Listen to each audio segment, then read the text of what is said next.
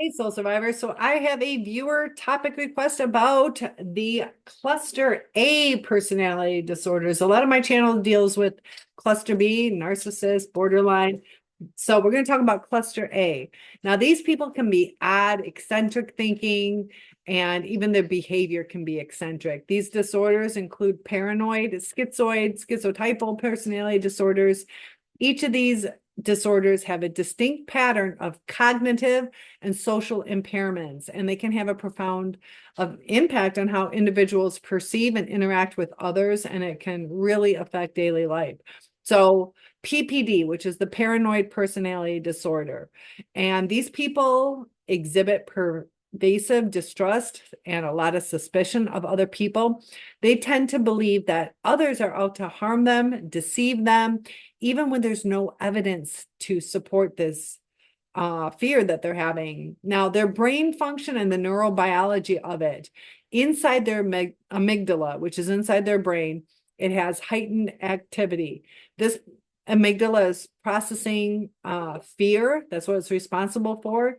And it is often hyperactive in people that have PPD. And this makes them more likely to perceive even neutral situations as threatening. Now, in their prefrontal cortex, they have deficits. Reduced activity in this area can impair reasoning and judgment. So it makes it really difficult for them to assess situations logically and even to respond appropriately to perceived threats, whether they're real or imagined. Now, they have cognitive distortions.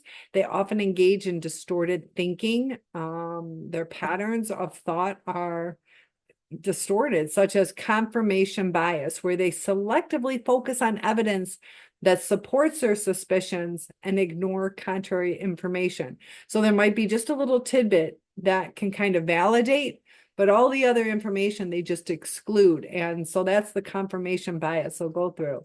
Now, the impact on relationships is constant mistrust. PPD severely impairs close relationships. People that struggle with PPD, they struggle to trust their friends, their family, even their partner, often accusing them of disloyalty or betrayal without any type of basis. And they are highly defensive and can be quick to react in an angry fashion to any perceived slight or criticism. And it makes it really difficult to communicate openly with them. Over time, this suspiciousness can lead to social isolation as people become reluctant to engage with them due to their fear of being misinterpreted or accused, and they start to back away, which leads to isolation. Now, the impact on their daily life, they can start to struggle in professional settings due to this mistrust. The mistrust can go into the colleagues and supervisors, can lead to conflicts, frequent misunderstandings, and they're under constant stress, chronic stress, always being on guard against potential threats. And it can lead to that stress and mental exhaustion. And that starts to affect mental health or physical health. They have an inability to collaborate. Group activities or social gatherings can be stressful for them because they start to look at it through a paranoid lens, and that leads to avoidance or withdrawal. You got your SPD, schizoid personality disorder, and this is marked by detachment from social relationships and a limited range of emotional expression. People with SPD often prefer solitude, being by themselves. They appear indifferent to social interactions and praise or criticism from others. Now, inside their brain, what is going on? They have blunted emotional processing. So people that have SPD, they show reduced activity in these brain regions associated with the emotional processing, such as the amygdala and also the ventral striatum, which dampens their ability to experience or express emotions. So not only are they not expressing it, they're not experiencing it. Now, they have a dopamine system dysfunction. Abnormalities in the brain's dopamine pathways can contribute to a lack of motivation for social interaction, and pleasure that people get from relationships. Dopamine does play a crucial role in social reward processing, and deficits can explain why people that have SPD don't really seek out or value close relationships. The prefrontal cortex is responsible for higher order social processing, and it can show reduced activity, contributing to poor understanding of social cues and emotions. So, what's the impact on relationships? People with SPD often do not desire or even enjoy close relationships. This can even include family or romantic partnerships. They can be perceived as aloof or emotionally unavailable. They rarely show affection or empathy, making it hard for others to connect with them on an emotional level. And they often avoid social activities and prefer to engage in solitary time, such as reading or playing video games. And this further limits opportunities for relationships, and they become even more isolated. So, in the occupational setting, they can excel in solitary jobs that require minimal interaction, but they can struggle in roles that require teamwork or customer interaction. Their preference for isolation can lead to a lack of social support, making it difficult to navigate crisis or challenges in life. So, due to their limited emotional range and inability to form close bonds, they can lack coping skills during stress, increasing their vulnerability to depression or other mental illnesses. Then you have STPD, schizotypal personality disorder, characterized by eccentric behavior, strange beliefs, difficulty forming close relationships. These people often experience distorted thinking and may have unusual perceptions, such as magical thinking, paranoia, mild perceptual distortions, believing they can sense others' thoughts. Now, inside their brain and the neurobiology, the prefrontal cortex, like we said, that's for the rational thought, decision making. It can be underactive, and this can contribute to these distorted thoughts and perceptions. Their amygdala, though, is overactive, causing heightened emotional response to stimuli and paranoia. This hyperactivity can make individuals with STPD more prone to feelings of fear or suspicion. So, similar to schizophrenia, people with STPD often show abnormalities in dopamine functioning, and this can contribute to their unusual thoughts and perceptions, such as the magical thinking or ideas of reference. So, the impact on their relationship, their unusual mannerisms and speech patterns can make them seem strange or even unsettling to others, leading to social awkwardness and difficulty making relationships. They often experience intense social anxiety, even with familiar people.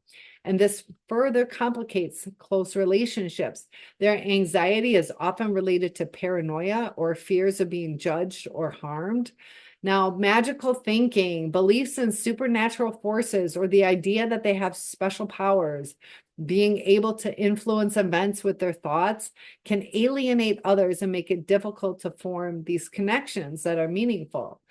So their unusual thought process, also their eccentric behavior, can make it challenging to function inside a structured work environment. They may be seen as unreliable, overly odd by their coworkers, and the combination of social anxiety, paranoia, eccentric behavior often leads to isolation. They start to withdraw, further reinforcing the feelings of detachment. Schizotypal individuals are at higher risk of developing full-blown psychosis, particularly during periods of extreme stress.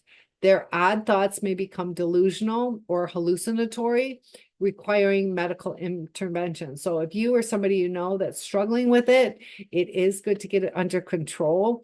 And all three of the cluster A disorders, there are common challenges that significantly impact relationships and their daily functioning.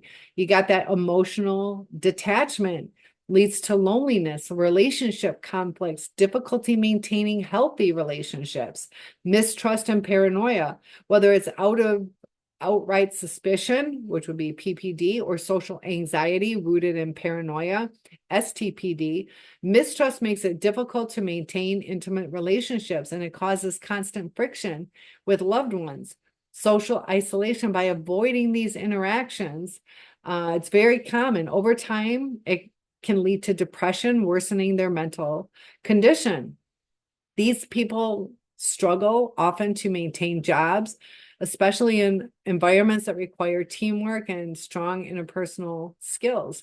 So they can find solace in solitary work, but there is therapy that they can do. CBT, cognitive behavioral therapy, can help individuals challenge distorted thinking patterns, develop more rational thought processes, and improve their ability to interact with other people. DBT is dialectical behavioral therapy, focuses on emotional regulation and interpersonal effectiveness. And this can be beneficial for people with schizotypal or paranoid tendencies. Social skills training is essential for schizoid or schizotypal individuals. This helps them navigate social interactions more effectively. There are some types of medications, antipsychotics or antidepressants. These can be prescribed to manage paranoia, anxiety, and other symptoms, particularly in schizotypal disorder or severe cases of paranoia.